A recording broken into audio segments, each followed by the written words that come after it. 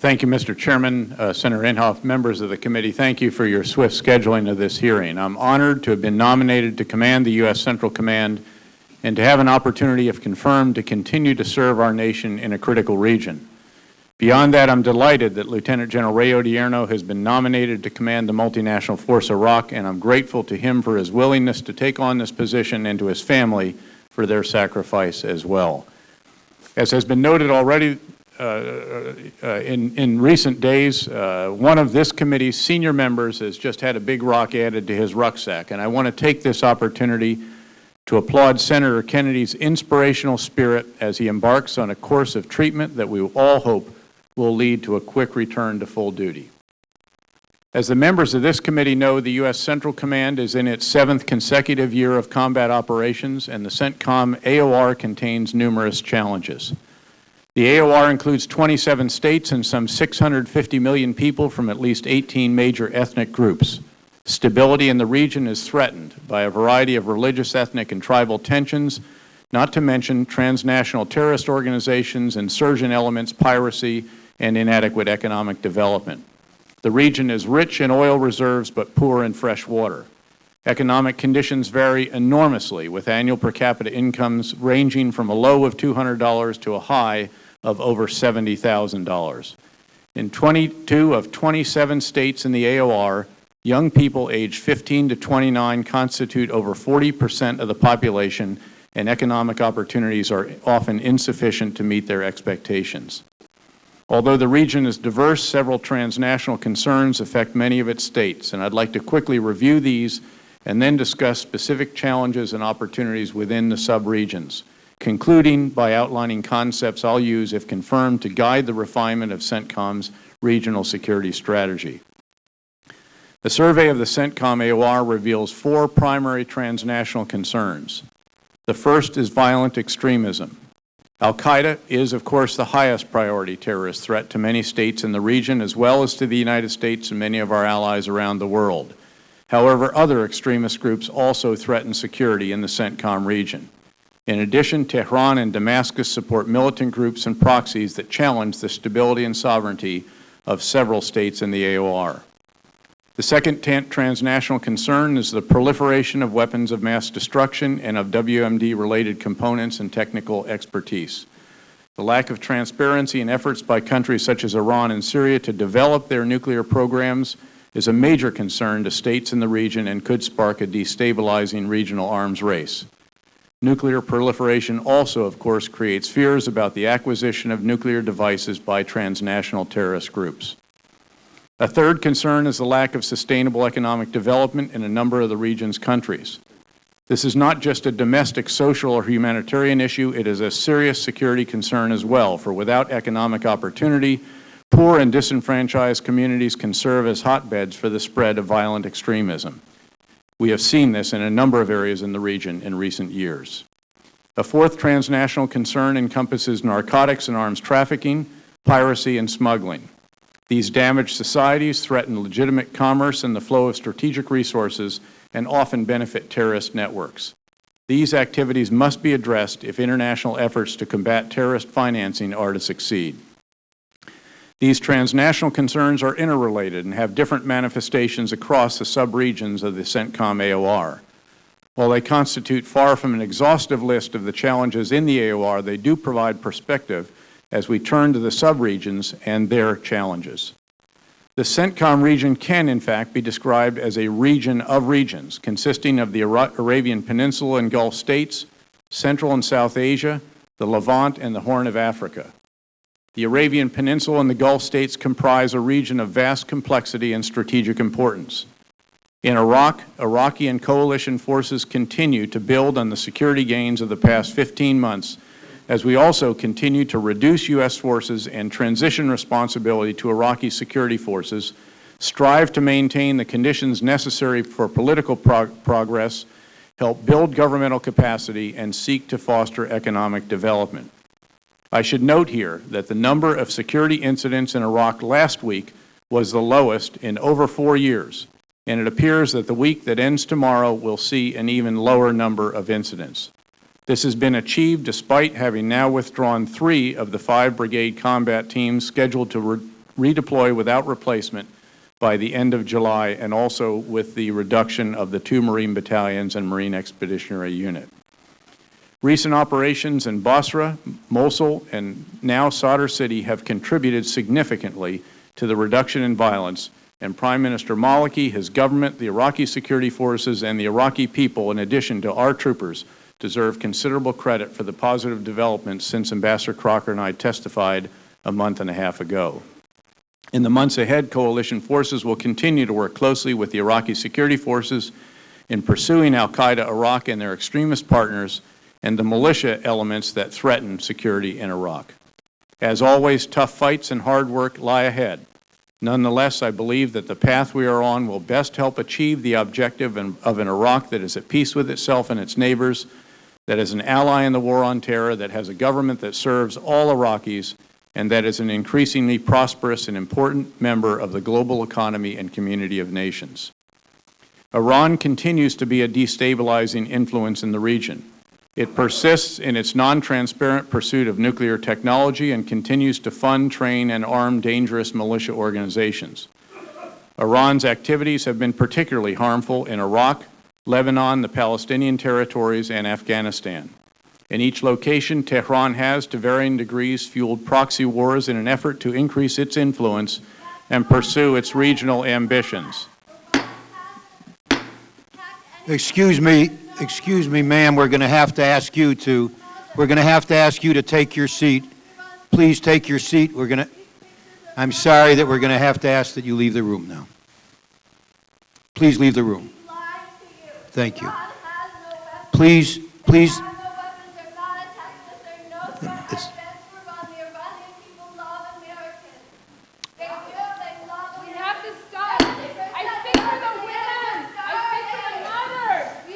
We're going to have to ask you to now please the room. Please. Thank you. Please leave the room now.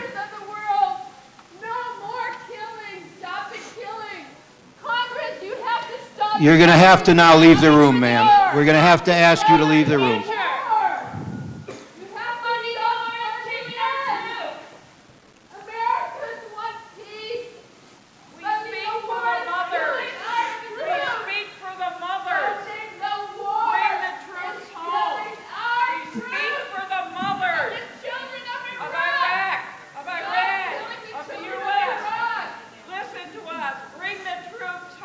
We're now going to have to ask you all to leave the room. If you're intending to demonstrate that way, we would ask you not to do it. We're going to have to, you'll have to be removed if you demonstrate in the way we've just heard.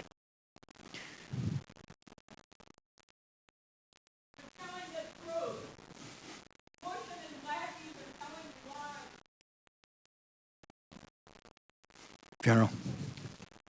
Even as we work with leaders in the region to help protect our partners from Iranian intimidation or coercion, however, we must also explore policies that over the long term offer the possibility of more constructive relations, if that is possible.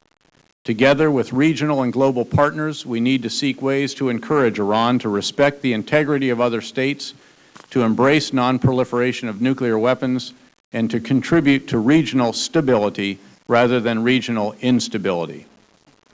Saudi Arabia, Qatar, Bahrain, Kuwait, Oman, Yemen, and the United Arab Emirates are important partners in efforts to promote regional stability and improve regional economic and military cooperation. Our relationships with these states present many opportunities for advancing common economic and security interests, such as engagement via the Gulf Security Dialogue. We need to continue our strong, productive relationships with each of them as we strive to deal with the challenges that confront them and the Gulf region. The countries of Central and South Asia face a variety of economic and security challenges, but they too offer abundant engagement and partnership opportunities. In Afghanistan, our focus is on helping the elected government expand governance, security, and economic opportunity while defeating insurgent and terrorist threats. In assessing the situation in Afghanistan, it is important to recognize that we and our coalition partners are helping that country build, not merely rebuild, for even before its 30 years of war, Afghanistan was one of the poorest countries in the world.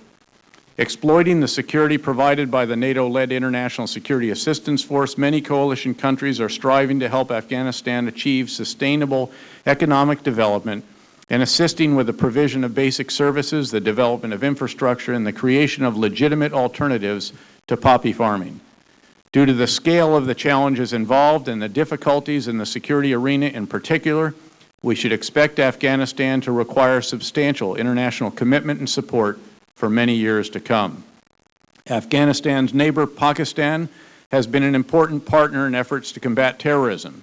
However, the newly elected government faces serious economic difficulties and energy shortages, and it is still solidifying its coalition and coming to grips with how to respond to internal threats that have global implications. We have seen, for example, growth in Taliban and al-Qaeda capability and control in the federally administered tribal areas in the northwest frontier province. Foreign fighters continue to flow from Pakistan into Afghanistan, where they are a violent and destabilizing influence.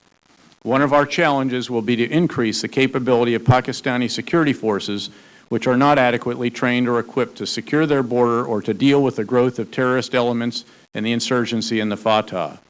It is clear that we and other countries supporting Pakistan should support Islamabad as Pakistani leaders develop a comprehensive approach to countering extremist and insurgent activity. In Turkmenistan, Tajikistan, Uzbekistan, Kyrgyzstan, and Kazakhstan, abundant opportunities exist for building security, political, and economic partnerships and for pursuing common interests. To varying degrees, we have in fact partnered in security efforts and in countering terrorism with these countries in the past, and we will have similar opportunities in the future. U.S. partnerships can also help these countries' efforts to build governmental capacity and continue economic growth while also reducing the prospects that extremism will gain influence and be exported. In the Levant, we see continuing challenges of instability and terrorist activity and facilitation in Lebanon and Syria, even as we enjoy robust security partnerships with Jordan and Egypt. In Lebanon, the government is grappling with the political and militia activities of Lebanese Hezbollah. Recently, Hezbollah attempted to break the political deadlock through violent action, forcing Sunni Arabs from some neighborhoods in Beirut and intimidating the government and Lebanese armed forces. Yesterday's agreement between the Lebanese government and the Hezbollah-led opposition needs to be seen in that context, as it highlights the need to support regional efforts to help Lebanon as it seeks to deal with destabilizing Syrian and Iranian influences. Syria presents another set of challenges. Of particular concern to Iraq, the Syrian government has taken inadequate measures to stem the flow of foreign fighters through Syria to join al-Qaeda elements in northern Iraq. Damascus also continues to undermine stability in Lebanon by encouraging and enabling violent opposition to the elected government. Finally, Syria's apparent effort to develop secret nuclear facilities is also very troubling. The region obviously would be more secure were Syria to realize that neither harboring terrorist facilitators nor sparking a regional arms race is in Syria's best interest. As with Iran, the challenge with Syria will be to find approaches that can convince Syrian leaders that they should be part of the solution in the region rather than a continuing part of the problem. Hopefully, yesterday's announcement of renewed peace talks between Syria and Israel marks a first step toward that end. Jordan and Egypt are important partners in U.S. counterterrorist efforts, and they help to promote regional stability by encouraging neighboring states to participate constructively in the Middle East peace process. In addition, Jordan plays an influential role in helping inform attitudes in the Arab world on the situation in Iraq. Maintaining our robust partnerships with these countries can enable us to sustain mutually beneficial security and economic ties. As it currently stands, the Horn of Africa is another sub-region in the Centcom AOR. With responsibility for this region, which includes Somalia, Kenya, Djibouti, Eritrea, Ethiopia, Sudan, and the Seychelles, scheduled for transfer to AFRICOM this fall, Centcom's challenge will be to provide a seamless transition of responsibilities and to establish effective coordination and liaison with AFRICOM to ensure unity of effort in the conduct of various counterterrorist and counter-piracy missions. Having quickly addressed transnational challenges and the challenges in the regions of the AOR, I'd like to briefly discuss some broad principles that will guide our efforts if I'm confirmed. These approaches are consistent with those pursued by Centcom under the leadership of Admiral Fox Fallon and now General Marty Dempsey. First, we'll seek to strengthen international partnerships. We will continue to pursue strong bilateral and multilateral partnerships and to identify, further develop, and pursue mutual interests. Regional partnerships and consensus can create leverage and deter destabilizing actors. Of course, the pursuit of common interests requires robust two-way engagement, understanding and accommodating the concerns of others even as we understandably seek to pursue our own. Engagement will be a central aspect of my responsibilities as the Centcom commander if confirmed. Second, in most, if not all, of our activities, we will partner with other departments and agencies within the U.S. government, taking a whole-of-government approach to the challenges and opportunities of the Centcom AOR. In most of the issues we'll address, a purely military approach is unlikely to succeed, and our strategy must recognize that. Indeed, many of you will recall that the campaign plan in Iraq is a joint U.S. Embassy Iraq and multinational force Iraq product, not merely a military one. A combined approach should also be a central feature of our efforts in the Centcom AOR. Third, and related to that, if I'm confirmed, we will pursue comprehensive efforts and solutions in the region, attempting to address with our partners not just the symptoms of current conflicts, but also their underlying causes. Last month in my testimony, I explained the strategy we have adopted in pursuing al-Qaeda Iraq, acting along multiple lines of operation and employing a variety of kinetic and non-kinetic approaches. We'll seek to apply a similar strategy writ large in the Centcom AOR, recognizing that enduring security and stability require comprehensive economic, political, social, and diplomatic efforts, as well as military means. Finally, we should both support the ongoing operations in Iraq and Afghanistan and ensure readiness for possible contingency operations in order to be prepared to assist in the event of natural disasters, to ensure sufficient deterrence of actions that might threaten regional partners, and, if necessary, to be ready to defeat aggressors that threaten our vital interests in the region. If I'm confirmed, these concepts will guide our approach at Centcom and inform the refinement of the strategy employed to address the challenges and opportunities in the Centcom region. In closing, I want to thank each of you once again for the tremendous support you continue to provide to our men and women in uniform and to their families. Nothing means more to the wonderful Americans serving in harm's way or waiting for a loved one at home than knowing that their service and sacrifices are appreciated by their fellow citizens. I also want to assure you that if confirmed, I'll work tirelessly to meet my responsibilities as a combatant commander to partner with you, the service chiefs and secretaries, the chairman and the secretary, to help ensure that those serving our nation in uniform have the best equipment available, the best care possible for those wounded or injured, and the best preparation for the challenging tasks we ask our soldiers, sailors, airmen, Marines, and Coast Guardsmen to perform in combat. This is a sacred obligation that I take very seriously. This committee knows well the extraordinary performance of our troopers downrange. Their selfless commitment to duty has, in fact, been foremost in my mind as I have considered the responsibilities of the Centcom commander. Command of Centcom would likely mean carrying the heaviest rucksack I've ever shouldered. But given our service members' repeated willingness to shoulder their own heavy rucksacks in the toughest, most complex situations imaginable, there can be no alternative but to soldier on with them, drawing strength from them, striving to give energy to them, and pressing on together with them to accomplish our assigned missions. If confirmed, it will be an honor to do that with them. Thank you very much. Thank you, General Petraeus. General Odierno. Mr. Chairman, thank you very much. I want to first personally pass along my best wishes to Senator Kennedy and his family. We're all rooting and praying for his quick return back here to the Senate. Let me interrupt you just for a moment. Thank you and General Petraeus for your reference to Senator Kennedy. This is a Senate family, which is a very, a very strong, cohesive family, and he is a very important part of that cohesion. And we're never a tighter family than when something like this happens to somebody that has such huge respect as Senator Kennedy. And that's true on both sides of the aisle. And we very much appreciate your reference to him. And we just, as we note the seat next to us, which is empty, we are all praying and hoping and believing that that seat will be occupied by Senator Kennedy in the near future. Mr. Chairman, could I associate myself with those remarks and thank the General. I've had the wonderful opportunity to know Senator Kennedy for over 40 years. His older brother, Bobby Kennedy, and I were in law school together back in the late 40s, and I got to know him at that time, and we've been close working partners and good friends ever since. We thank you for that acknowledgement. Thank you so much. General Odierno? Chairman Levin, Senator Warner, distinguished members of the Armed Services Committee, I appreciate the opportunity to be here this morning. Most recently, as the commander of Multinational Corps Iraq, I had the honor of speaking with many of you during a number of congressional visits to the Iraqi theater of operations. I want to thank you for your dedicated support to our forces serving there, your faith in their outstanding abilities, and your understanding of the many sacrifices they and their families endure for the sake of country, comrades, and their loved ones. For all of this, I thank the members of the committee.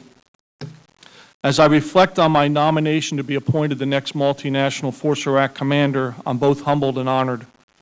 I understand the great cost that our nation has endured in Iraq. I also understand the importance of our mission there and the responsibility that comes with this position. I'm inspired and I feel a tremendous sense of awe for the soldiers, sailors, airmen, and Marines and their families for their demonstrated resilience and accomplishments and commitment to the tasks at hand. I consider myself blessed that I've had a chance to continue to serve in their ranks. And if confirmed, I will do so with integrity, commitment, and drive that such a special position of trust and responsibility demands. With that, I look forward to answering your questions. Thank you, Chairman.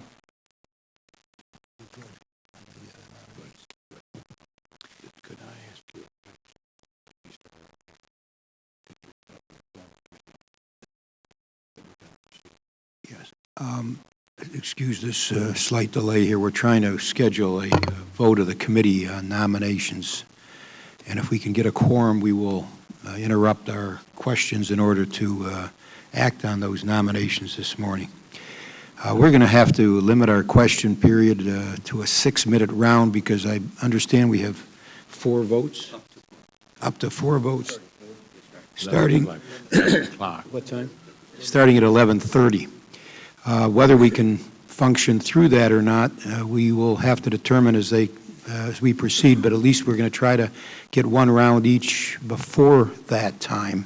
So we're going to, in order to do that, have to have a 6-minute round. Mr. Chairman, if I could just say, we've discussed, those are the nominations of General McChrystal and Admiral Raymond. There's a number of other nominations that are included with that list. Right. The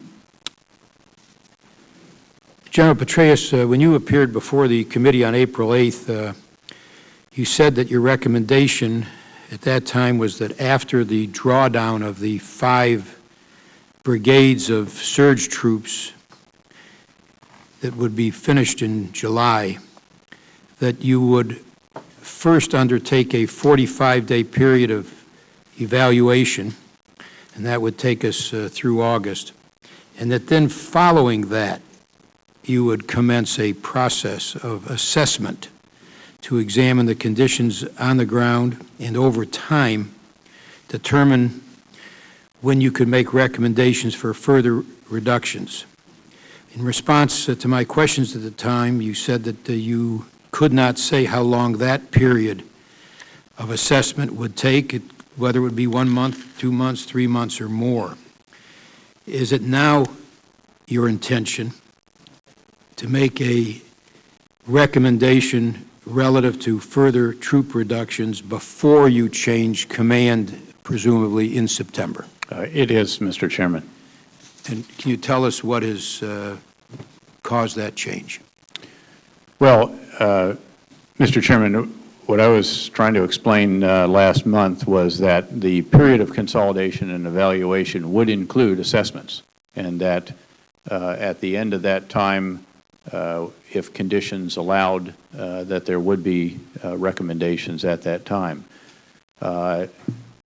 My sense is that I will be able to make a recommendation at that time for some further reductions. I don't want to imply that that means a BCT or major combat formation, although it could, but I do believe that there will be certain assets that as we are already looking at the picture right now, we'll be able to recommend can be either redeployed or not deployed to the theater in the fall.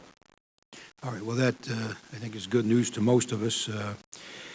Is the Iraqi Army, well, let me rephrase this. What role are U.S. forces playing in the operations in Sadr City? We are providing a variety of enabler support for the operations, and now we're really talking about that portion of Sadr City that in which we do not have forces right now. We have, as you may know, Mr. Chairman, up to a certain line in Sadr City, about 1/5 of the way from the southwest toward the northeast, forces together with Iraqi elements. In the remaining portion of Sadr City, which the Iraqi forces just entered a couple of days ago, we do not have forces on the ground, although we do provide a variety of enablers in terms of intelligence, surveillance, reconnaissance assets, attack helicopter teams, and again, other assets, although those have not been required to be actively engaged in that other part of Sadr City. General Petraeus, at the present time, excuse me, only 9 of 18 provinces have been turned over to Iraqi control. It's been 157 days since the last province, Basra, was turned over to Iraqi control, and 157 days is the longest stretch between the turnover of a province to Iraqi control since the first province was turned over in July of 2006. The December 2007 Department of Defense report entitled Measuring Stability and Security in Iraq stated that, quote, the current projection is that all provinces could transition to provincial Iraqi control as early as July of 2008. 3 months later, the December 2007 Defense Department report stated that, quote, all remaining provinces are expected to transition in 2008. Is that still the Department's expectation, that all provinces now are expected to transition in this year of 2008? It is not, Mr. Chairman. There are several additional provinces already scheduled for transition in the next few months. Interestingly, Anbar province, once the most violent province in Iraq, and now one of the most peaceful provinces, will be transitioning most likely in June. The final approval has not yet been given by the Ministerial Committee on National Security, but I believe that that will be dealt with perhaps later this week or next week. I expect Qadisiyah province, which has Diwaniyah as its capital, to go through a similar process later this summer, and then there are others racked up behind it for which we have projections, and we reassess those projections about every month. Frankly, the developments of the last month and a half are causing us to look perhaps for earlier in some cases with some provinces, while still others will be undoubtedly in the 2009 timeframe. What happened since December of 2007 when the Department said that all remaining provinces are expected to transition in 2008, and now when apparently a number of provinces will not be transitioned? What has changed? There seems to be greater stability on the ground and progress on the ground. What's the... Well, there is now, Mr. Chairman, but again, you have to go back to that time frame. We were still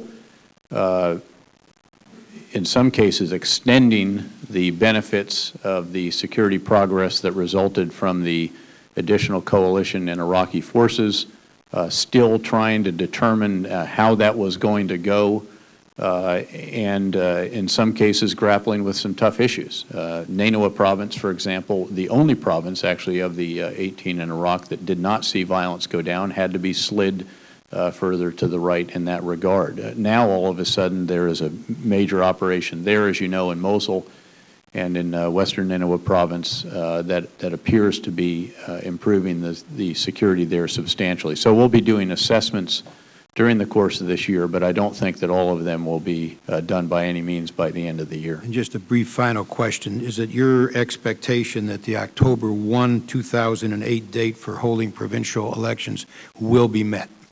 I do not believe that they will be in October, sir, based on the very latest. However, the provincial elections law has had its second reading, which is the step just before the conduct of a vote in the Council of Representatives.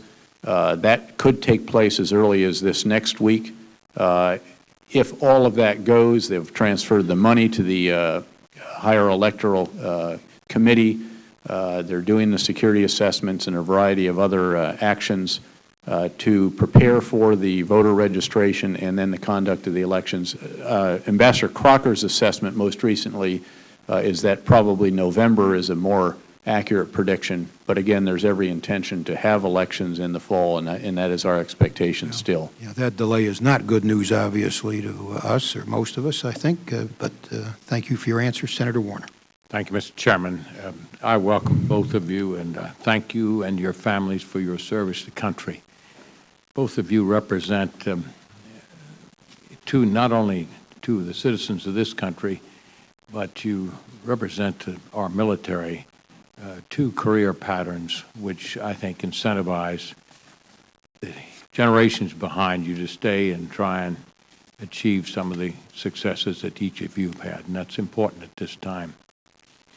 On the question of Iraq, this morning's paper carried a very interesting article on the operations in Sadr, and it indicated, Sadr City, it indicated that where operations were being conducted now, there's very few, if any, U.S. forces, and that's in a way helping the Iraqi forces to perform their mission because there's less retaliation from the insurgents over there. Can you comment on that? Is that a new development, and it looks like a very encouraging one? Senator, it is an encouraging one, but it is one that has been brought about by very much joint action by coalition as well as Iraqi security forces. It was that joint action and also, frankly, political dialogue and discussion and negotiation and deals and compromises that led to the point where the major special group leaders, these elements that are funded, trained, equipped, and supported by the Iranian Quds Force, largely left Sadr City. Some of them were killed, by the way. And a number of the major other militia leaders also departed, and there was an order for the militia essentially to stand down. That is an important development, and the fact that it is Iraqi forces that then can patrol the streets of Sadr City, and they have found some significant weapons caches already, including a very large one in a hospital, I might add, in Sadr City. Again, it is encouraging. It is not a model for everywhere. In Basra, for example, we have no ground combat elements with the forces there. We do have transition teams, and we do, again, provide enablers. In Mosul, we're very much partnered with them, but they outnumber us greatly. General Odierno, do you have a comment on that? Because it seems to me that's one of the most encouraging signs that I've seen, that the Iraqis are able to handle these operations, and there's less combat as a consequence of the absence of what they view us as occupiers. I think, obviously, Senator, that each place of Iraq has different solutions, and in Sadr City and in Basra, I would argue as well, it's important for the Iraqis to lead in those areas and take on the majority of the responsibility. So in my mind, it is very important that that's occurring. But the other thing is we help them significantly behind the scenes, continue to plan. And I kind of see that as a model for the future on how we want to do things. What we want to do is provide them support. I hope you just encourage it in every way possible, because the goal is to have the Iraqi forces take over the responsibility of this sovereign nation such that we can return home. The strategic framework agreement and the other SOFA agreement, are you being consulted on that, General PETRAEUS? I am, Senator. We provided input to that. As you know, that is the lead for that is the Department of State, and in fact, Ambassador Crocker with a good deal of support from state. But I have been consulted. We did provide input. And General Odierno, will you likewise be consulted? Or are you getting up to speed on those two agreements now? Because we'd want to see them put in place as an impediment for the U.S. military from carrying out what it believes is the best operational situation to get ourselves out of here. Senator, obviously, it's very important to us. We will continue to provide input. We will watch it very closely to make sure that it's crafted in such a way which allows us to continue to meet the goals of our mission. So right now, you're being consulted, and once you take command, I would hope that you be further consulted to the extent that those agreements have not been concluded. There's some optimism it could be concluded before you move on up to Centcom. Is that right? I think that that is certainly possible, Senator. Again, I'm always cautious about events in Iraq. Back to Afghanistan, one of the major concerns that I've had is this drug trade. The dollars flowing from that drug trade, which incidentally I think they're now the largest provider worldwide of these types of drugs. The dollars that are coming from that are being used to purchase weapons, and those weapons are being used against our forces and other partners in the NATO alliance. What do you hope to do to try and end that, General? Well, Senator, a country cannot be, its economy can't be built on illegal activity, obviously. But this country, over half of their GNP. No question about it. And there is clear recognition of it. And obviously, over time, there has to be an alternative provided to those who are currently farming the poppy. And it's as simple as that, but it is also, as you very well know, extraordinarily difficult and complex to make that transition. Well, I realize that, but it seems to me you can have a very strong voice. I think Admiral Fallon did his best, but we cannot just leave this to the Afghan government and turn our backs on it, because our people are on the other end of those weapon systems. I agree. On the question of the NATO, while that operation in Afghanistan is largely under the command of the NATO, we of course have a U.S. commander there, NATO survivability depends on a measure of success in that country.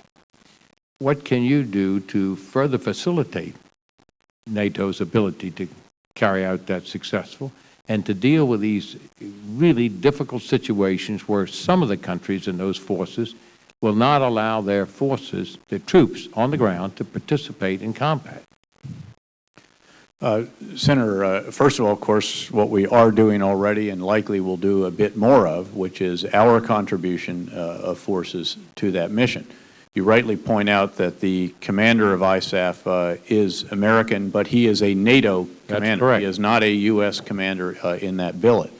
Knowing General David McCurran very well, though, obviously I'll partner with him as closely as possible and with NATO's Supreme Allied Commander, and also knowing many of the coalition country leaders who also contribute troops in Iraq, to work with them to do what has been done, and it recently resulted in the pledges of some increases of forces. Additionally, we can help with the lessons that we have learned and I think have institutionalized effectively in our military services in the United States in terms of the doctrine, the education of our leaders, the training and preparation of our forces, and even the equipping for them, and we can help with that as well. But the national caveats of some of those countries to prohibit their forces from engaging in risk-taking operations that ours and others are performing, to me, is a dichotomy that you just can't tolerate.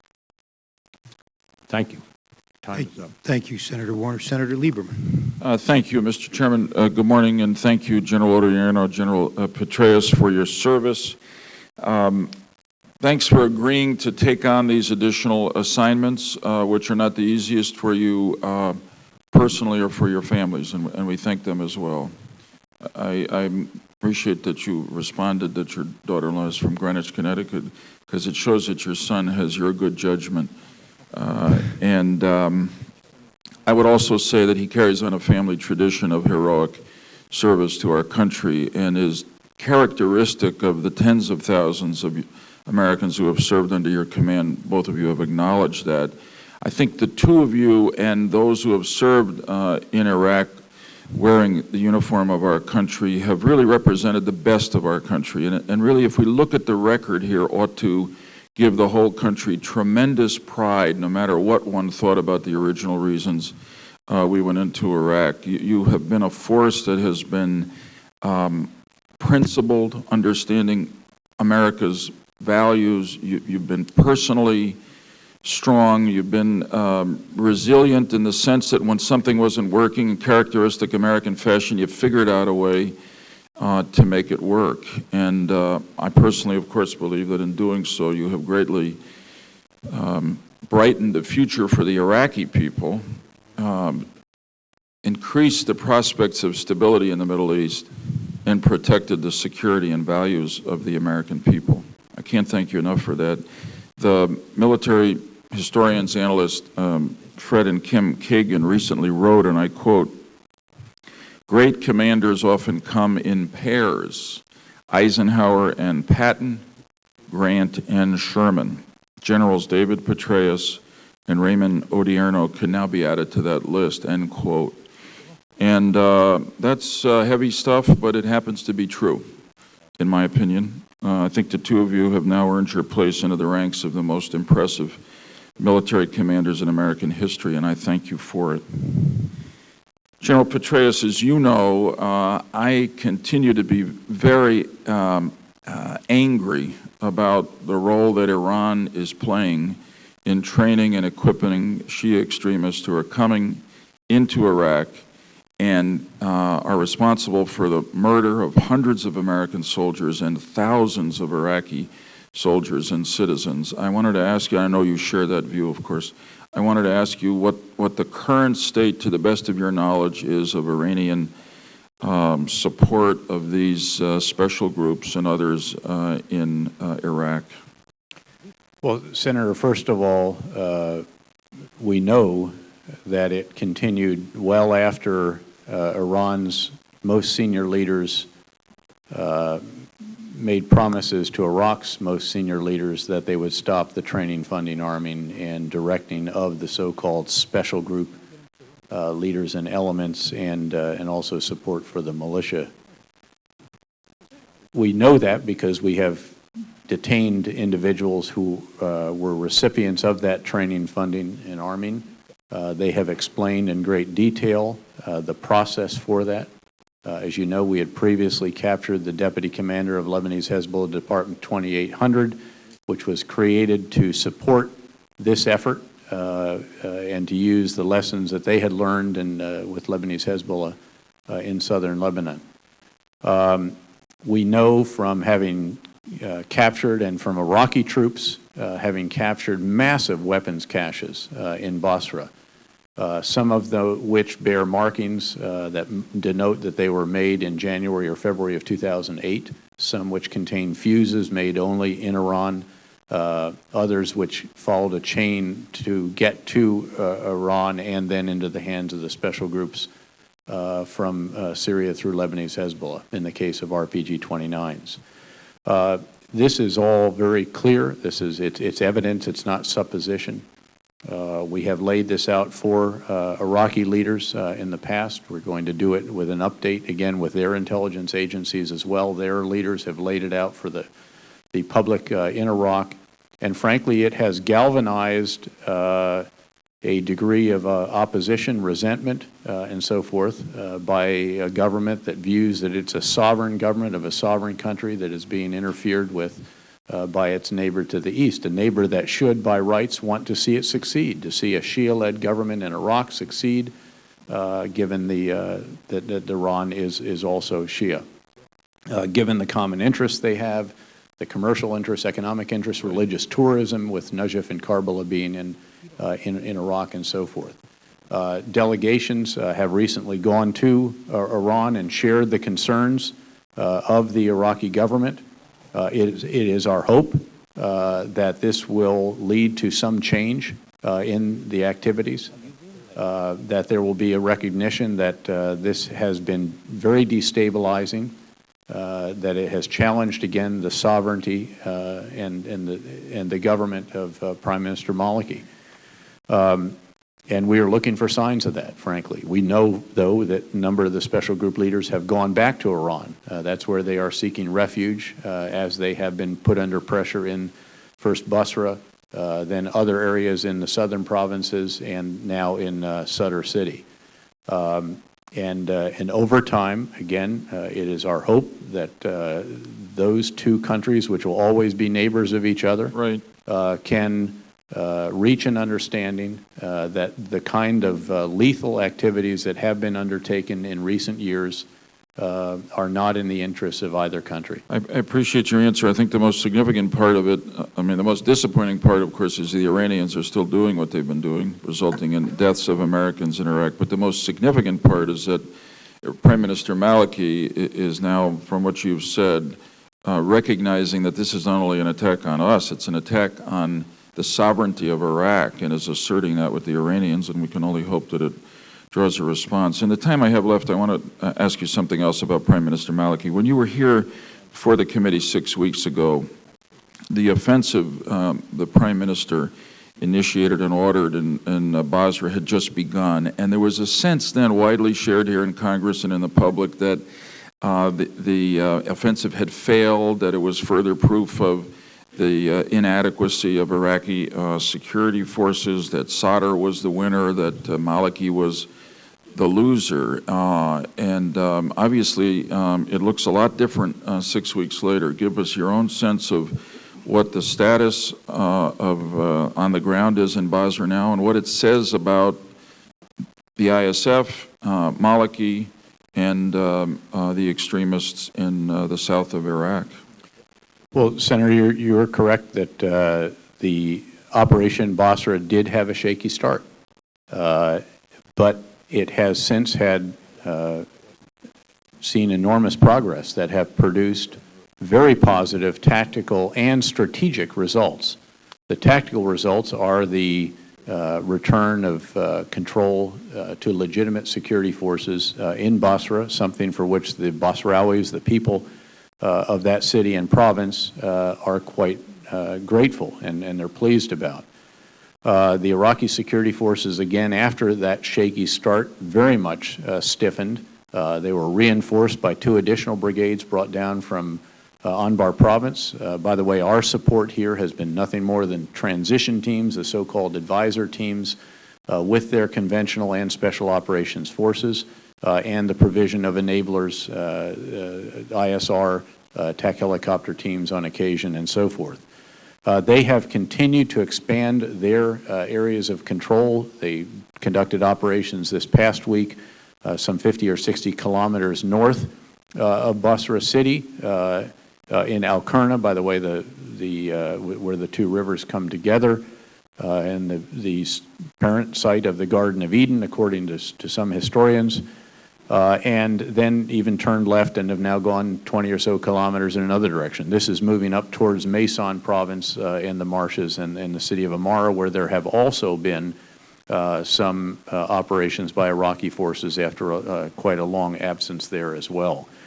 On the strategic side, this has all been important because there has been a degree of support for Prime Minister Maliki in the subsequent period that is unparalleled during the time that Ambassador Crocker and I have been in Iraq. It appears that the Sunni coalition will return to government. Touch wood on that, but that does look likely. The level of Kurdish support from the 2 senior Kurdish leaders is much solidified.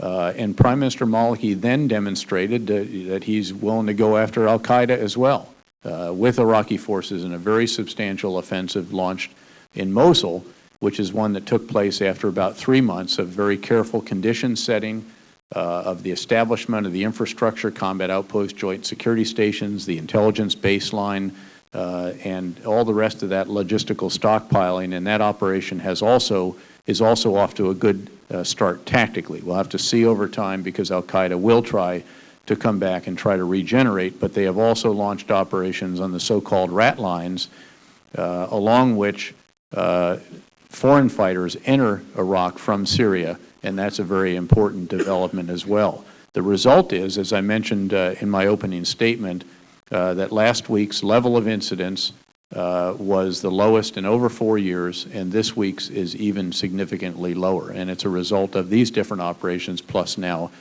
Sadr City. Meanwhile, in the Council of Representatives, the focus on the provincial elections law has been good. And as I mentioned, we hope to see a vote on that in the next week or so, having had its second reading. And then they can start to focus, we believe, on the hydrocarbon law package, on which there has been much greater coordination between the different factions as well already. And there are new prospects for progress there that were not at all seen prior to the operation in Basra. So it's had a political impact that is very significant in addition to the tactical military progress that has been made there. Thank you for that very encouraging report, which I find nothing short of thrilling. Thank you, Mr. Chairman. Thank you, Senator Lieberman. Senator Inhofe. Thank you, Mr. Chairman. In my brief opening comment, I made reference to an article, Success in Iraq, a Media Blackout, 2 days ago in the New York Post, and I'd like to ask that this be entered into the record at this point. Will be part of the record. In there, they talk about how the Iraq and the coalition forces are piling up one success after another. The media is not giving a fair shake on this, which is something not too surprising, but we're now seeing the lowest violence indicators since April of 2004, and the Iraqi government is asserting more control. I was honored to be right outside of Basra when that took place, and in fact I talked to you at that time. And there was kind of a mixed feeling as to how the performance was of the Iraqi security forces. It was interesting that our forces that I talked to personally were very complimentary. We've talked about how they are now expanding into areas, and we're real pleased with that. That's more of a functional thing. I'd like to ask each one of you how you're seeing, since you've been there a long time, the progress in the training, the performance of the Iraqis as soldiers. Well, there has been a significant increase in the capacity as well as the capability of the Iraqi forces. And even though, for example, the operation in Basra got off to a shaky start, what preceded it was unprecedented, and that is the deployment, and really throughout that week, of over a division's worth of Iraqi forces. That's a very substantial movement and something that would have been unthought of. They really did on their own, a year ago. They did do it on their own, and they then had their C-130s turning several times a day, each of the two of the three typically that were operating on a given day. Again, not all smooth, not all the way we might do it, but it all got done, and the result over time, after the initial, again, slow start, was that the units performed quite well. Indeed, some of the units that did not do well, among them were a brigade that had just literally come out of the unit set fielding, the whole process of basic training and so forth. That unit has actually been provided additional replacements, has gone through a retraining process, and its elements are starting to re-enter the operations in Basra and so far have done well. So again, there's been considerable progress in this regard, and you see it also in a variety of the other southern provinces, in Mosul now, in Diyala province, Anbar, and also, of course, in Baghdad. Good. General Erder. Senator, if I could just... If you excuse me for interrupting you, General, we have a quorum here, and we've got to take advantage of it. As I indicated, since a quorum is now present, I ask the committee to consider a list of 142 pending military nominations. All of these nominations have been before the committee the required length of time. Is there a motion to favorably remove? Is there a second? All in favor say aye. Aye. Opposed, nays. The ayes have it. The motion carries. Thank you. General Odierno, you were about to say something. May I say thank you, though, Mr. Chairman, for that expediting that list. Yes. Thank you. General. So I would just add, with what General PETRAEUS said, is what we've seen consistently over the last 12 to 14 months is an improvement in the command and control, the ability of the Iraqi, the learning. They're starting to understand the command and control at brigade, battalion, company level. We've seen significant improvements in that, in their ability to do some planning. Of course, the issue always becomes capacity, and we still have to work on their full capacity to do this across the entire force. But we are seeing consistent improvement in these areas. And that's what we have to continue to, why it's so important us to continue to have transition teams, continue to be partnered with them, continue to liaise with them, and we'll continue to see this improvement. Yeah, well, that's why I wanted to mention it. Quite frankly, I've been over there quite a few times, and what I always try to do is get the reports of our troops that are over there participating in training and working with these guys, and it's been favorable. They're, you know, a different standard from us, but dramatic improvements taking place. I've long been supporting the idea of the independent AFRICOM, and I've had a lot of conversations with General Ward and his predecessor. And I really think it's going to come along fine. I am concerned, however, because when you think about, well, right now, AFRICOM has parts of PacificCom, Eurocom, Centcom, but the most aggressive part comes out of the Central Command. Now, you've got that whole corner up there. You have Somalia, you have Ethiopia, which has been very good in supporting our efforts in Somalia. Then you have Eritrea, just right down there on the water. In the Sudan, so that's where really things are very active, and a smooth transition is going to be necessary. I recognize that that they're talking about standing that up on October 1st, but I also realize, or suspect, and would like to have your comments, that there's going to be a transitional period. And if it's going to be seamless, it's going to take quite a bit of effort beyond the October 1st date. What do you think? Senator, I agree. There's a conference ongoing right now, in fact, in Tampa between the Central Command and AFRICOM staff to work out. There are a host of different tasks and functions, dozens and dozens of these identified that will be transitioned, and they are working out that process of transition and determining ensuring that AFRICOM will have, for example, the command and control operational center capabilities and those types of capabilities to take over the missions that Central Command is performing in the Horn of Africa in particular. Well, and we'd like to have go ahead. They may make a recommendation on how to phase that over time as this process continues. Yeah, and I would hope also we look at the resources that they have and that they need, that General Ward will have to have, particularly if he stays up in Frankfurt and tries to run the thing from there. And lastly, as I always bring up the CERP program, it's been working real well, although every time I get used to one thing, they changed the name, so now it's CCIF, I guess, Commander Initiative Fund. But as far as in the areas of Iraq and Afghanistan, it's my understanding that the Iraqi government recently allocated $300 million for that program. And I'd like to get a response from both of you as to how well that program's going and your feelings about the future of the CERP program. So the CERP program is of enormous importance to our commanders and troopers on the ground in Iraq. It's hugely important that it continue. It saves lives. It enables commanders, when you reach that point where money becomes the most important ammunition because of security progress, it enables them to achieve small but quick and important wins on the ground in small reconstruction projects where we have enormous capacity. In fact, it was in recognition of that capacity that the Iraqi government did provide that to us, although they're also doing that with certainly with their own ministries, provinces, and elements as well. Good, good.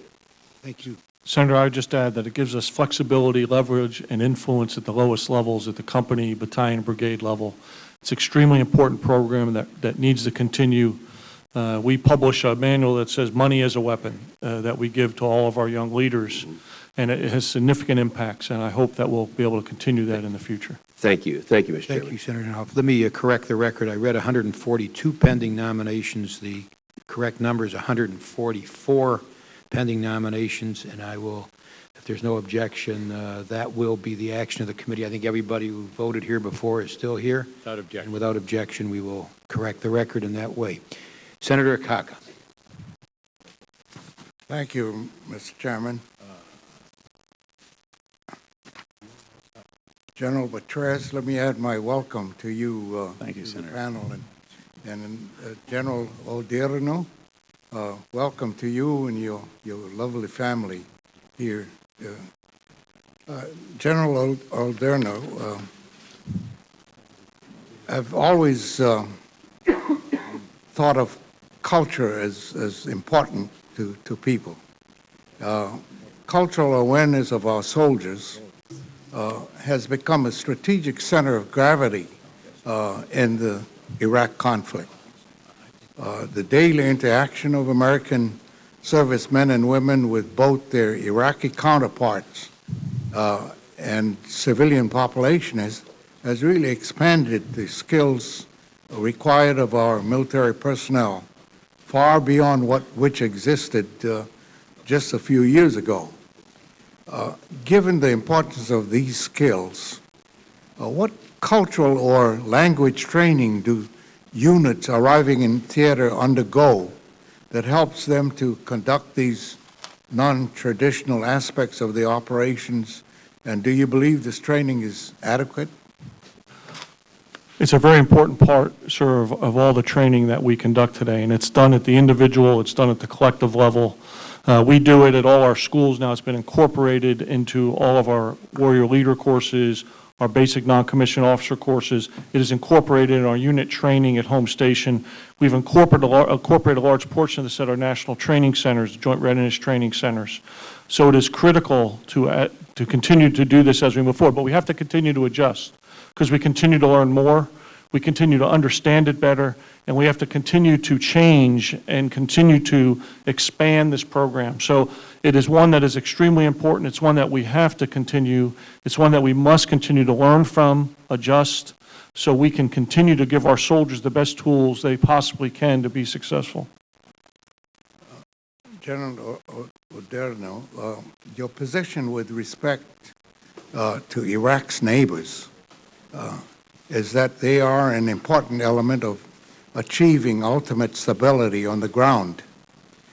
I agree that the ability to get other nations in the region to actively support political compromise, reconciliation, and stability in Iraq will be even more important for the coalition effort in the months to come.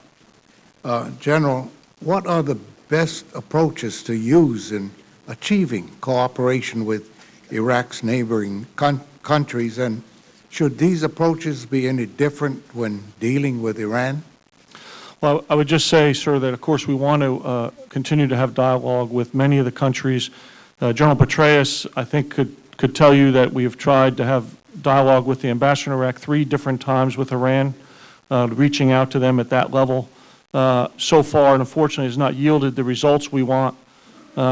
However, I would suggest that as we move forward, if we believe it could yield results, we'd like to, at the ambassador level, continue to have those discussions if we think it'll be fruitful. We also should obviously reach out to many of the other countries, Saudi Arabia, Jordan, Egypt, and I'll work with General PETRAEUS on that if confirmed, to make sure we work together with those countries to make sure they are helping us to solve the problems and to help us with reconciliation, which in my mind is extremely important piece as we continue to move forward, is getting many of these elements to reconcile. We've seen a good beginning in that, Senator, and we want to continue that. General Odierno, you have identified the communal struggle for power as the #1 threat to Iraq, and asserted that sectarian conflict fueled from both within and outside Iraq's borders poses the greatest challenge to lasting security. As you know, the membership of the Sons of Iraq, which has been a significant part of recent security gains on the ground, stems from local militia groups, many of whom were former insurgents and are now being integrated into the Iraqi security forces. Given the tentative nature of the alliance between these groups and coalition forces.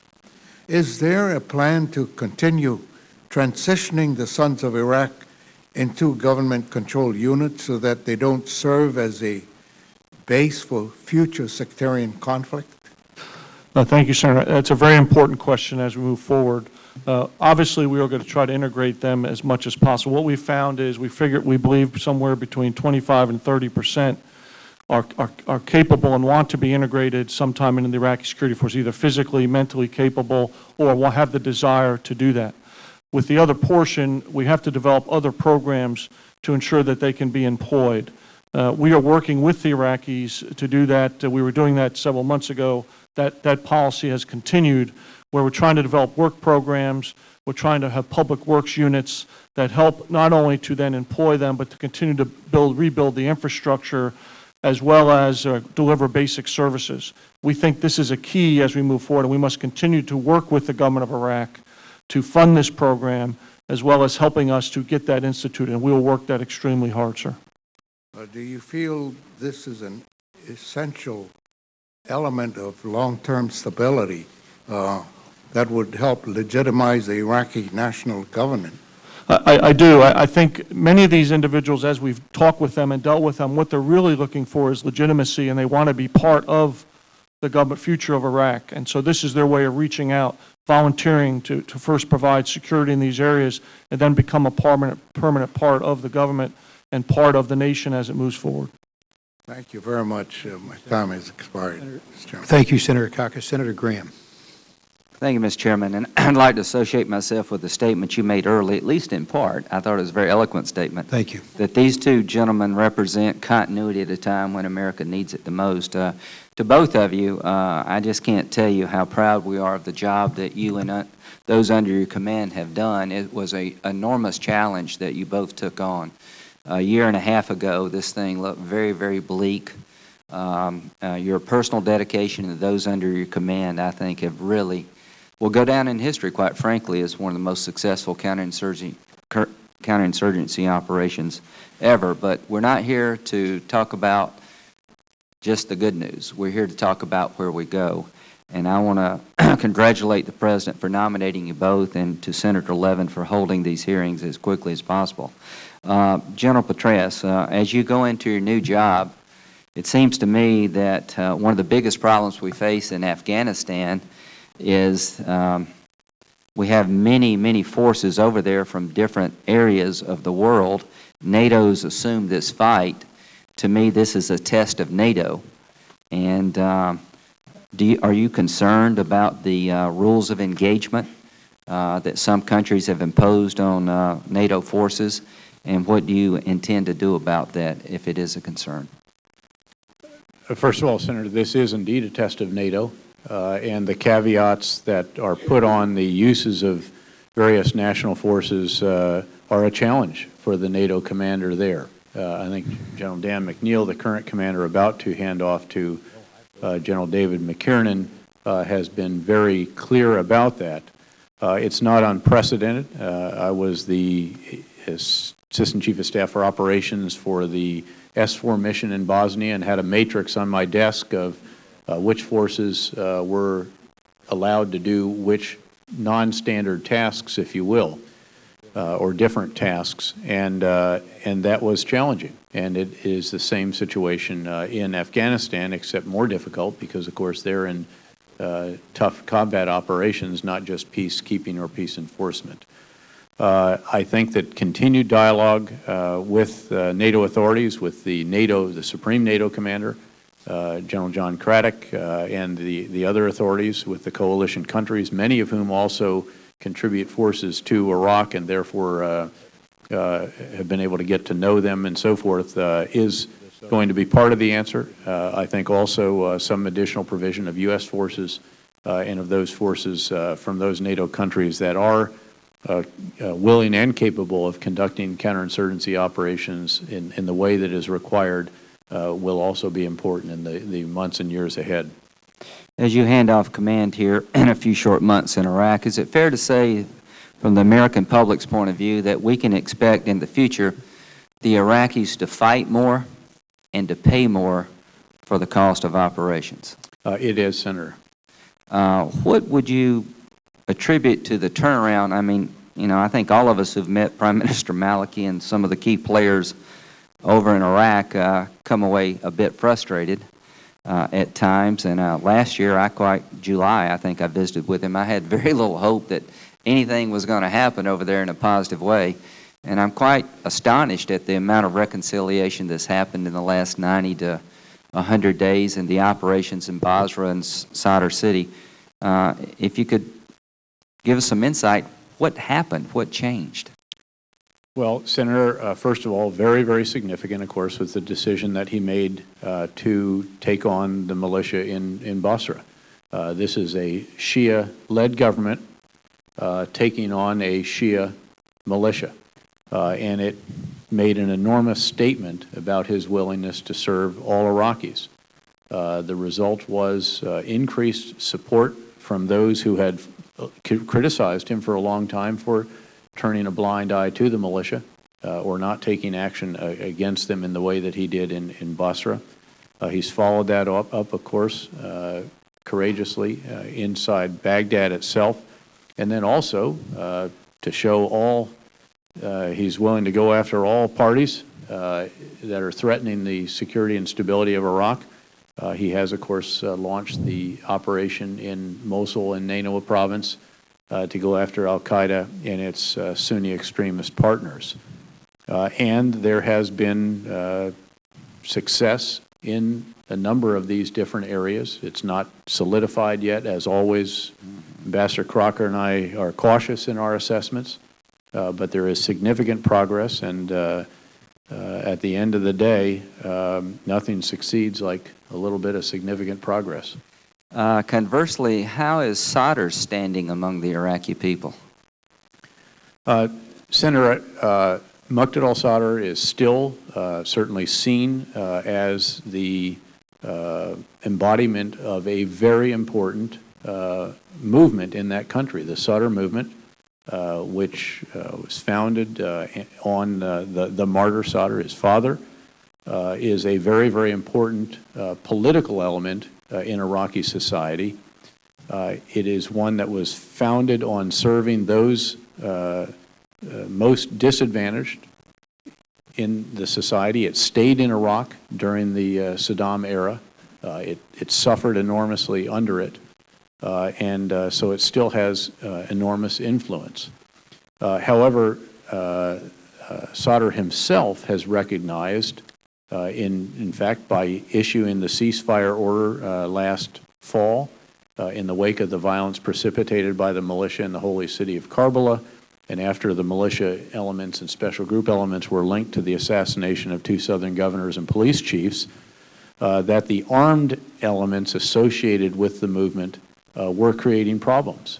And in fact, it is that kind of assessment, we believe, that has prompted over time this directive to ceasefire, to take a knee, right, and so forth, because the people in Basra were rejoicing at being freed from the grip of the militia.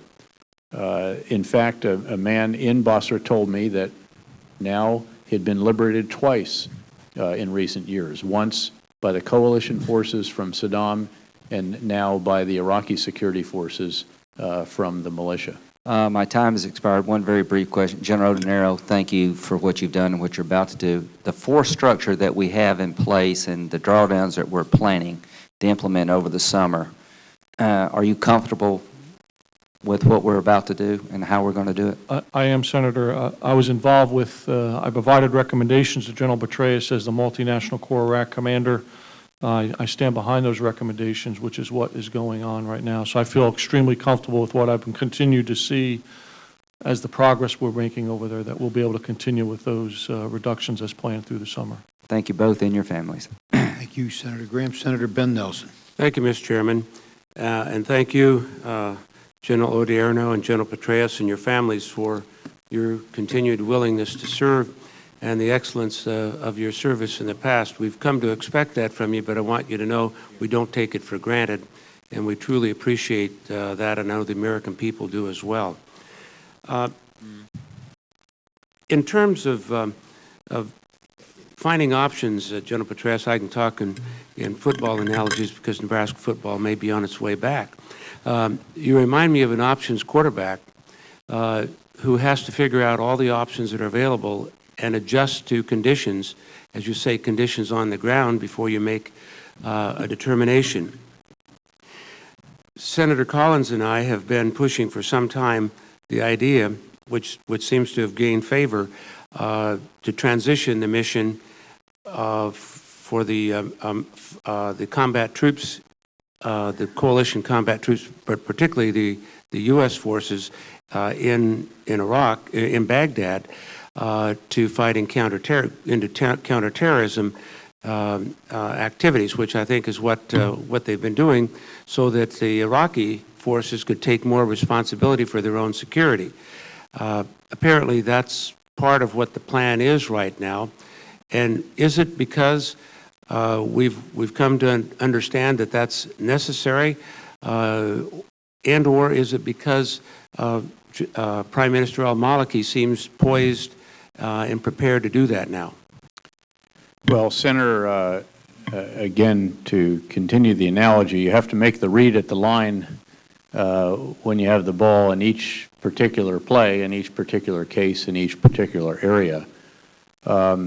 As you'll recall, when I last testified before the committee, I laid out the so-called anaconda approach or strategy that we have employed to focus on al-Qaeda Iraq. And it employs much, much more than just what we have traditionally known as counter-terrorist forces, our special mission units, our high-end special operations forces. Critical to it has been conventional forces that have cleared and then been able to help hold cities like Baquba, large neighborhoods in Baghdad, Ramadi, and so forth, and are now in fact doing the same to a lesser degree, slightly different approach in Mosul. That has enabled us, if you will, when the level of violence is reduced, to have Iraqi security forces shoulder more of the burden and allowed us to focus a bit more discreetly on some of the again, al-Qaeda or Sunni extremist elements that try to come back into those areas and try to reestablish roots in them, while Iraqi soldiers and police can handle some of the more day-to-day activity in those areas. And that's really what is going on, that this transition, if you will, has been the product of some tremendously tough, hard work and fighting by coalition and Iraqi forces, much of it, I might add, during the time that Lieutenant General Odierno was the operational architect of the so-called surge of coalition and Iraqi forces. I guess if Senator Graham's right, that the goal is to get Iraq to pay more and to fight more, we may be succeeding in that. And of course, Senator Bayh, Senator Collins, and I have worked to get Iraq in a position to pay more of the costs of the government. Do you think from the government for the costs of the war? Many of them being our costs, which we have been underwriting for these several years.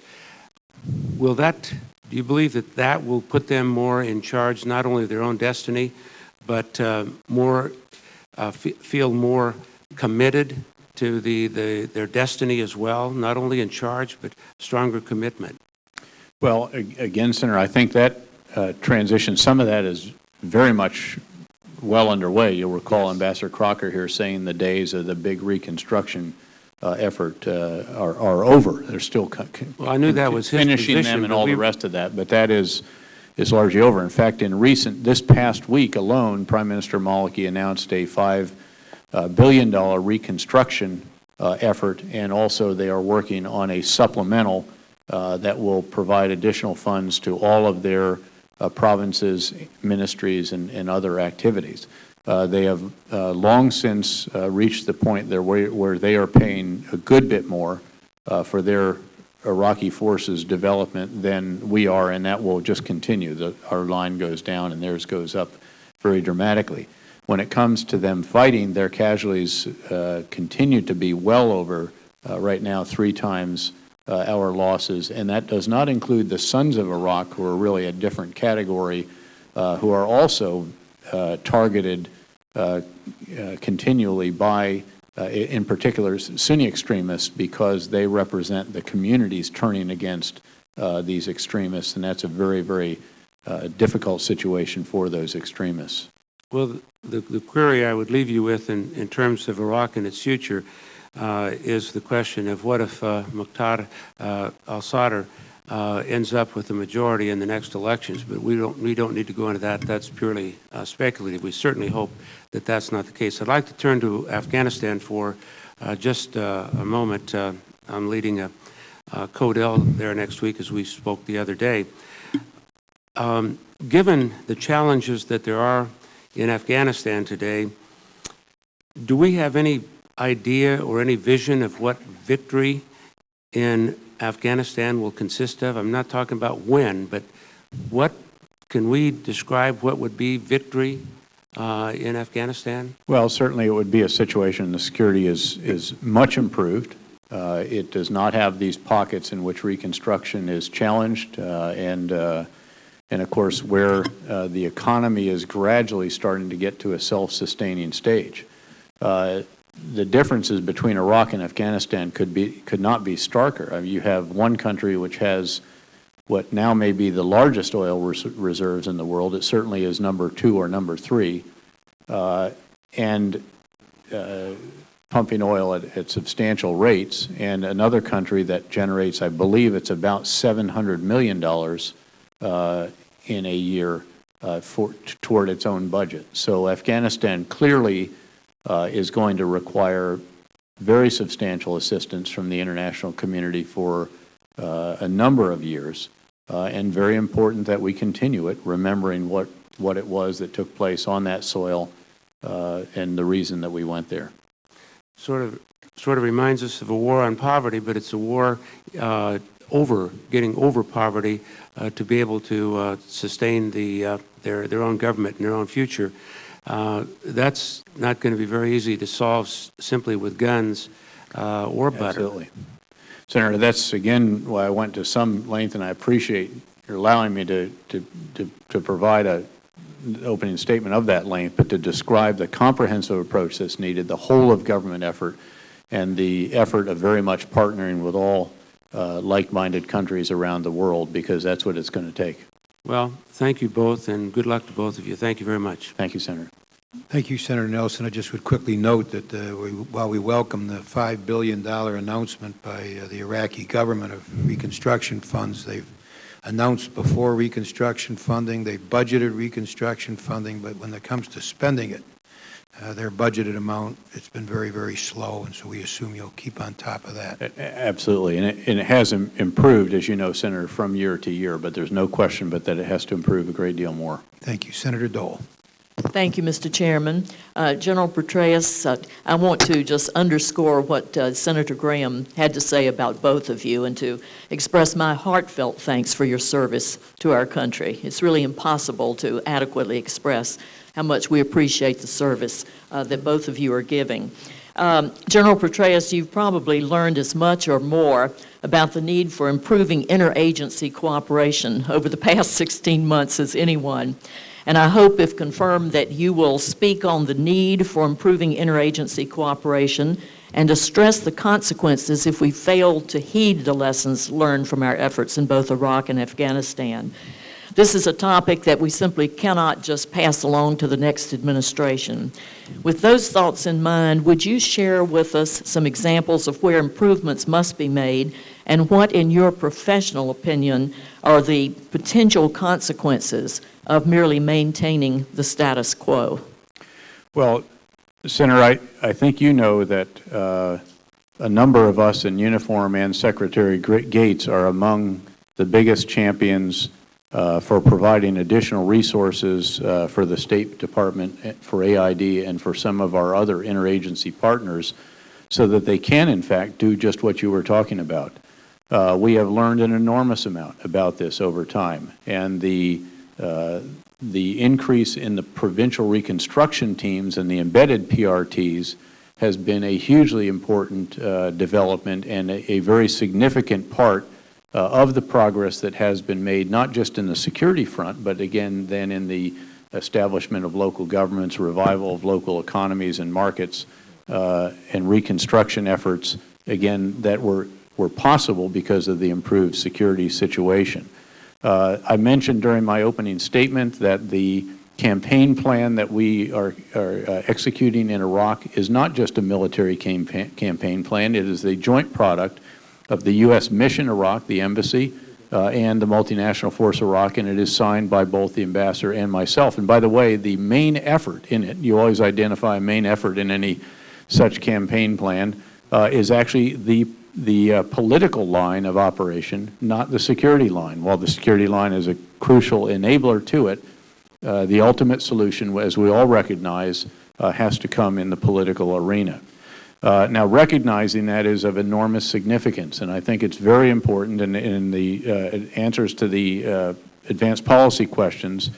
I discussed a bit about steps that are being taken and further steps should be taken to improve in terms of developing doctrine, just as we have in the military, to develop doctrine for the kind of interagency cooperation and efforts that are required in the endeavors such as those in Iraq and Afghanistan and elsewhere in the theater, that there then has to be an education process for those. You actually have to practice it, try it somewhere, and ideally we would welcome interagency partners joining us, for example, as our brigade combat teams, division, and corps headquarters undergo the mission rehearsal exercises that we conduct for several weeks for each of these deploying units. And those are great opportunities, in fact, to get ready to perform the missions that are performed, again, in places like Iraq and Afghanistan. And then you need a feedback mechanism, a lessons learned center.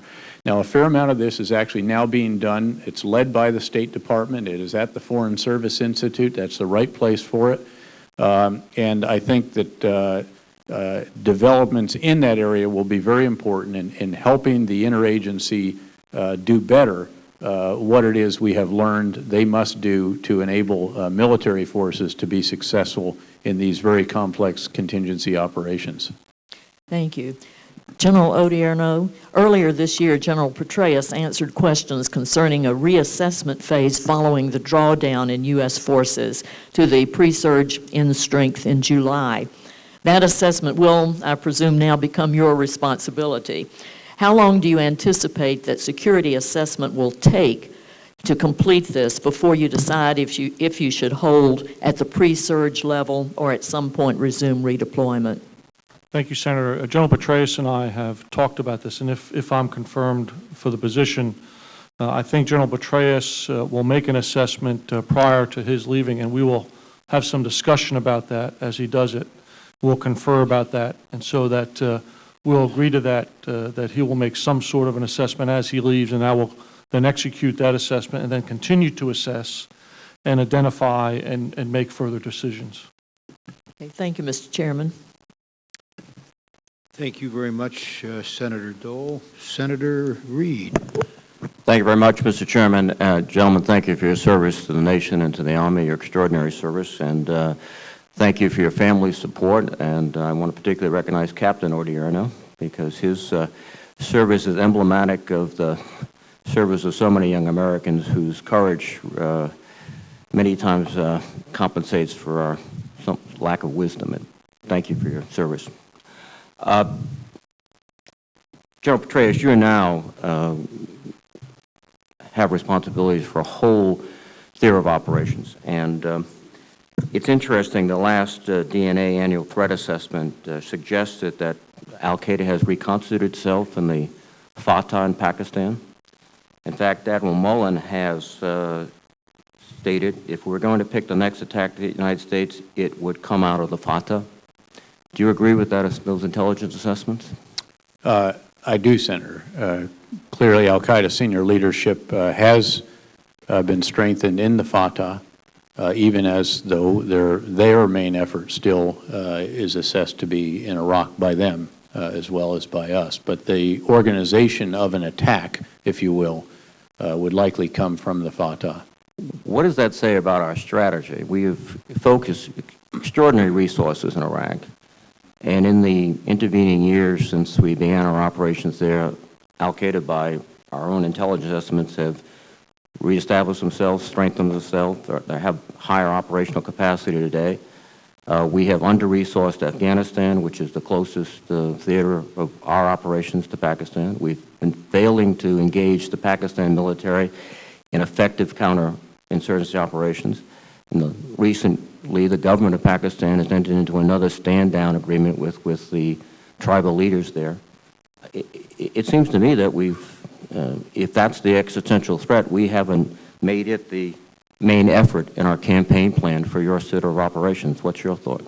Well, as I mentioned in my opening statement, Senator, clearly we have to provide additional assistance to the new Pakistani government, which, as you mentioned, is still solidifying its coalition, is developing its essentially a counterinsurgency strategy, what approach it is going to take for dealing with the Fatah, a significant problem that they have inherited and that was causing extraordinary violence in their country before they were elected, as you know.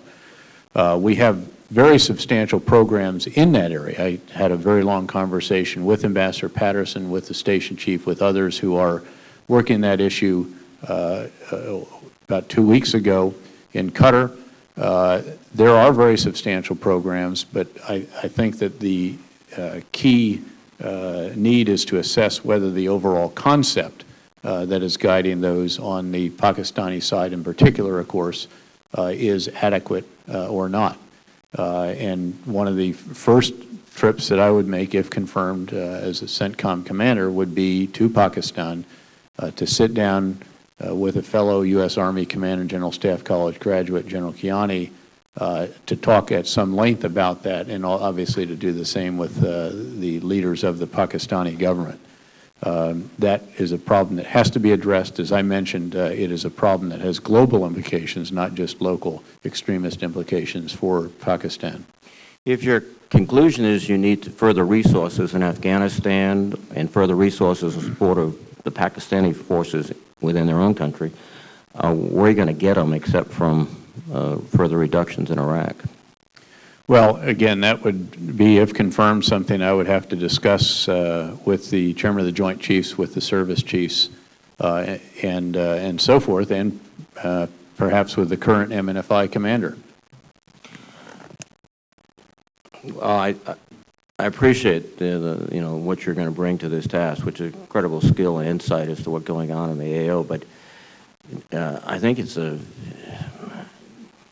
serious comment if our own intelligence agencies are suggesting that in the intervening several years of our great effort in Iraq, our existential enemies have become stronger and perhaps even more capable.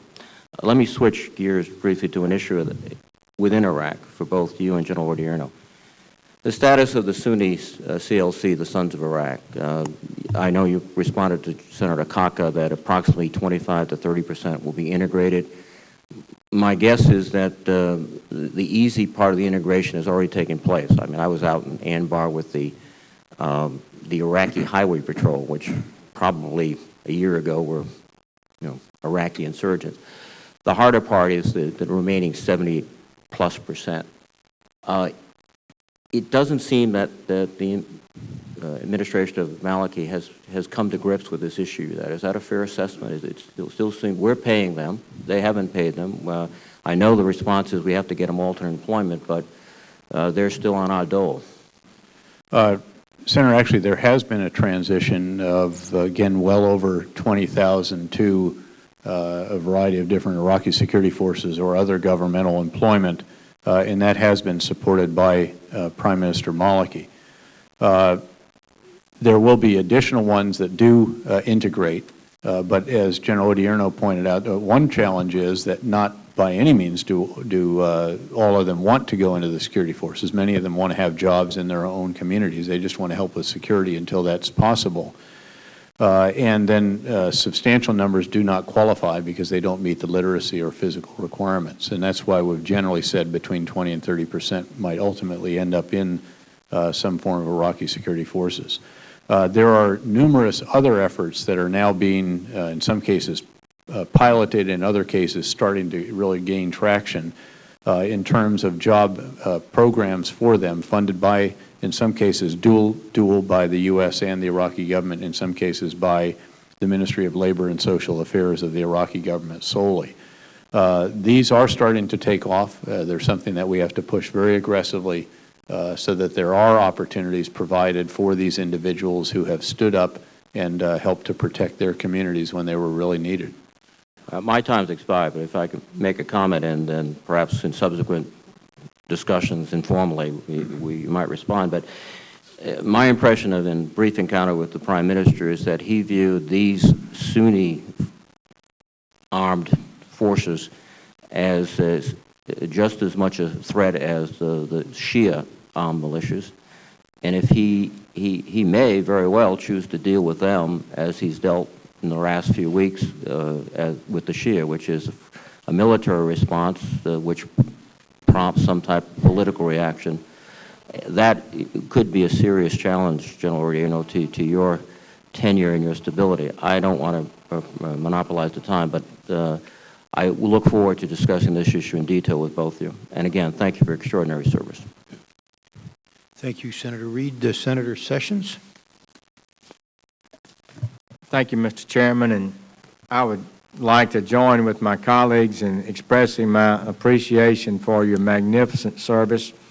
And Captain Odierno, thank you, and for so many of your brothers and sisters in arms who've served our country under difficult circumstances. But you two generals represent the leadership that has proven itself under most difficult circumstances, have helped position us in a way that I think today we can believe with confidence that we have a realistic opportunity to establish a very decent, good government in Iraq, which will be so important for our strategic interest and the people of Iraq.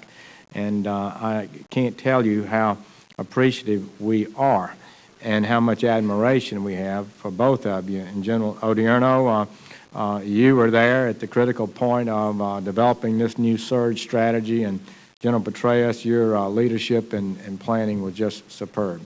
General Odierno, I asked General Petraeus when he took command in Iraq before he left, did he believe our forces could be successful in that country and achieve our essential national goals? He said that he did. He wouldn't take the job if he did not. How do you feel? Just tell the American people honestly how you feel about our opportunity for a successful result. First, as General Petraeus, I would not take this job if I didn't think that we could be successful. Senator, I believe that we have made significant progress, specifically over the last 18 months or so, and I do believe that we are headed in the right direction.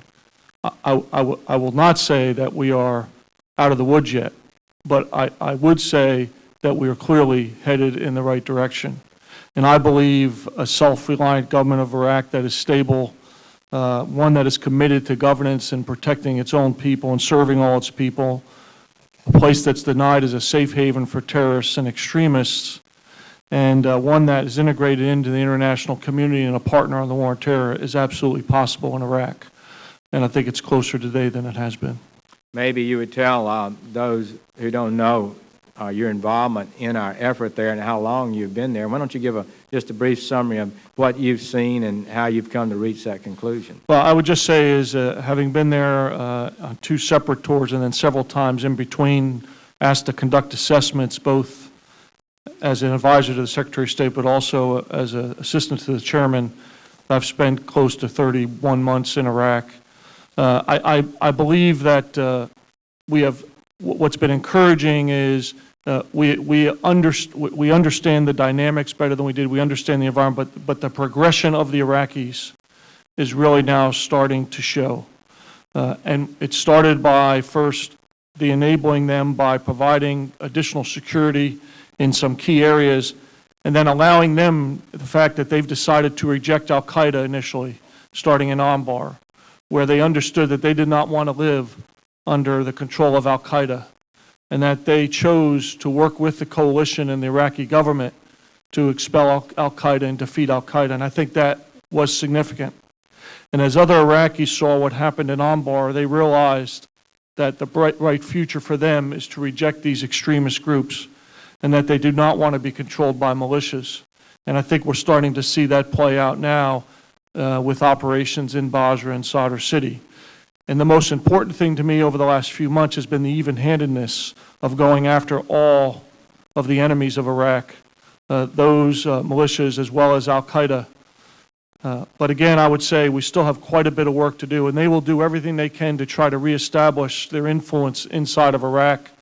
And it's important for us that we're able to build up the Iraqi security forces and the governmental capacity so that they can themselves not allow them to rebuild any influence at all inside of Iraq. Thank you very much. General Petraeus, you made brief reference to the fact that we've now seen this past week the lowest incidence of violence in Iraq in 4 years, and that maybe this week would be even lower.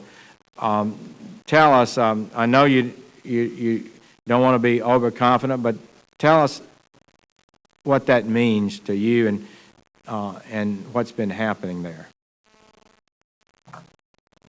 Well, Senator, what it means, of course, is that other activities can proceed. The whole idea has been to achieve a security environment in which individuals can go about their daily lives with much less fear than they had previously. This is not to say there are not still violent activities taking place in Iraq. There aren't still people trying to blow up other Iraqis and so forth. But it does say that again, the incident of violence is significantly reduced and to a level, again, that has not been seen in over 4 years, back to 23 April 2004. And when you think about where we were, again, in the November, December, January, February, and well into really the spring and early summer of 2007, 2006 into 2007, that is a very significant development. Well, it went from almost 1,600 incidents a little over a year ago to under 400. So that's a 75% reduction, and that really a transformative event, I think, and we're proud of that. General Petraeus, my time is about up, but I know that the Senate Armed Services Committee reported our full authorization bill. It contains language that would ensure private security contractors are not authorized to perform inherently government functions in a combat area. It's my understanding that departments rely on these contractors for many things. Can you tell us what kind of impact this might have and if we should reconsider that language? Well, it would have a very significant impact, Senator, because these private security contractors do perform very important missions. They are securing a variety of different activities in Iraq, and those are so important that we would likely have to use U.S. or other forces to secure them. The reason we have them there is that we don't have the forces to perform some of those missions. And so this would be a significant drain on our combat power if it were carried out. If I could add that in the wake of the incident last year, there has been significant progress also in the coordination and cooperation between private security contractors and those forces that, if you will, own the terrain, are responsible for the areas. There are much closer efforts between the contractual units and our forces, and in fact a lot of this was on General Odierno's watch, and the incidents of escalation of force from private security contractors has been reduced very dramatically. There are also new authorities that you provided to the Department of Defense, which were subsequently delegated to me, where I have Uniform Code of Military Justice authority over those DOD private security contractors, and there are other provisions for those who are under contract for the Department of State. So I think that the unfortunate incident last year has actually led to a very considerable and good focus in this area that has helped enormously to improve the way these missions are conducted. Thank you, Senator Sessions. Senator Webb. Thank you, Mr. Chairman. First of all, if I may add my personal thanks to Captain Odierno for your service and tell you how much I personally value it. You're getting a lot of comments today, but you're here symbolically on behalf of a lot of people, I think, and I have very strong feelings about people like yourself, like my son, like Senator McCain's son, who stepped forward, moved into harm's way at a time when the country needed you, and I think we're going to be wanting to benefit from the counsel and the experiences of people like you in the long future. So I just wanted to personally add my own thanks. And I also would like to expand a little bit on something that Senator Warner said earlier when he was asking you two gentlemen about this strategic framework agreement that is being negotiated. It's a very important agreement, and he had asked if you were being consulted. I would like to emphasize again for the record, I'd like to see the Senate consulted on this matter. We had meetings at staff level on the Senate Foreign Relations Committee yesterday, and we were not, or our staff were not receiving any of the specific information in this agreement. And I think that it's an agreement that's going to have a potentially long-term impact, presently constructed as an executive agreement, and I'm going to be among those who are going to be attempting to insist that we have the right kind of participation in accordance with the Constitution on that. General Odierno, if I may, my view, having spent a lot of time in my life thinking about military issues and strategic issues and policy issues, is that one of the most essential components of laying down a strategy is the need to be able to articulate clearly what the end point of that strategy is. And I believe that the failure of the administration to be able to do that, or to be required to do that, is one of the reasons we've had so much confusion and debate after the initial invasion. And in that vein, I would like to hear from you as to, in military terms, what do you see as the end point in our strategic direction here with respect to our involvement in Iraq? Thank you, Senator. First, I believe one of the most important pieces, it's got to be a self-reliant government that is stable, a government that will contribute inside of the regional context and the international context. And obviously that means we need a professionalized Iraqi security force, one that can handle those missions, which I think we're moving forward with. Obviously a place where we do not allow a safe haven for terrorists or extremists that can affect the security not only of the region but also of the United States. And then obviously one that is integrated politically and economically and is an economic engine for continued improvement for its people. So I think those are the things that I think we look forward to. From a military perspective, it's their ability to secure themselves. It's their ability to do it in such a way where their government is allowed to continue to grow. And we will do that by providing less and less assistance to them. And I think if I may, John, because I got a very short period of time here. In all that being said, and those are political goals for the Iraqis, what does the United States military in Iraq look like when that happens? I think over time, I think it'll adjust over time, and we'll have less and less responsibility for direct combat, more for assisting them in conducting their missions. And over time, that would change all into an advisory mission as we felt more and more comfortable with them being able to do that on their own. So how long do you think we should be there if those conditions are met? It is unknown. Once all those conditions are met, Right. how long would you be there? I think that would be a policy decision on how long we would want to have some sort of contact with the Iraqi government in the future. And so I think we'd have to have some discussions on that.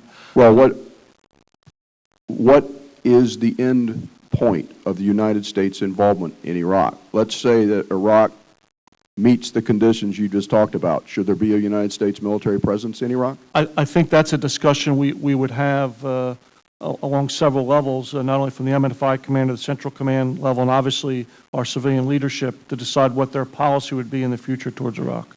So do you believe that if those conditions are met, there would be a need for United States military in Iraq? I do not. I believe what we would want, though, is to maintain, obviously, military contacts as we do with many countries around the world over time. Right. Thank you for that. That's a very important clarification. General Petraeus, there's some language in response to questions that were submitted to you for the record that go to Iran that I would like to get some clarification or give you the opportunity to clarify. I mean, you use the word malign as an adjective. As someone who's written 9 books, I'm trying to struggle with how this fits into what you're saying here. I could use You the say word we will lethal. continue to expose the extent of Iran's malign activities in Iraq. And then you say on the next page, our efforts in regard to Iran must involve generating international cooperation and building consensus to counter malign Iranian influence. And then you speak about there are consequences for its illegitimate influence in the region. Can you clarify for us how you're using those words? I can, Senator. What I'm talking about there, I am characterizing that influence. It is malign, and it is lethal, and it is illegitimate. The arming, training, funding, and directing of militia extremists who have killed our soldiers, have killed Iraqi forces, have killed Iraqi soldiers. I've heard all of that. It's very malign indeed. It's the same situation with what they're doing with Lebanese Hezbollah. In the interest of time here, because you've given those answers, would you agree that historically one of the realities that we have to deal with is the notion that there will be some sort of Iranian influence in the region? I'm not talking about the specific military incidents. I'm talking about the reality of dealing with the region. Senator, you cannot discount Iran. Would you agree with that? I have always stated, in fact, that there will be Iranian influence, and that the hope is that Iranian influence is constructive influence, commercial influence, economic influence, perhaps political influence, and cultural influence, religious and so forth, but not this kind of contribution to lethal activities. And that's exactly. I know there would be no disagreement from me on the last part of what you just said. The difficulty that a lot of people in this country, including myself, have is that we would hope that we would be able to see some creative leadership in terms of how to bring a different set of diplomatic circumstances into play. And probably the best example of that I would just